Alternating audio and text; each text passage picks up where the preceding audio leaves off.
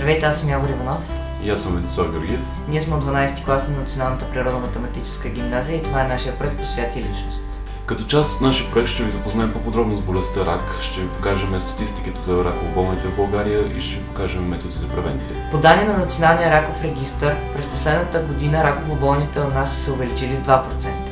Това означава, че към днешна дата раково-болните в България са над 223 000 души. Една от основните причини за нарастване на заболяването у нас е застаряването на населението.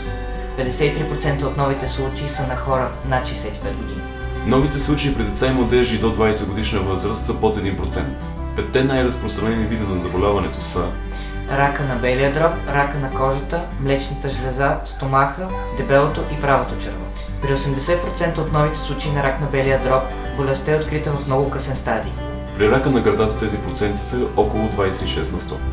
По данни на Световната здравна организация, над 40% от раковите заболявания могат да бъдат предотвратени чрез превенция.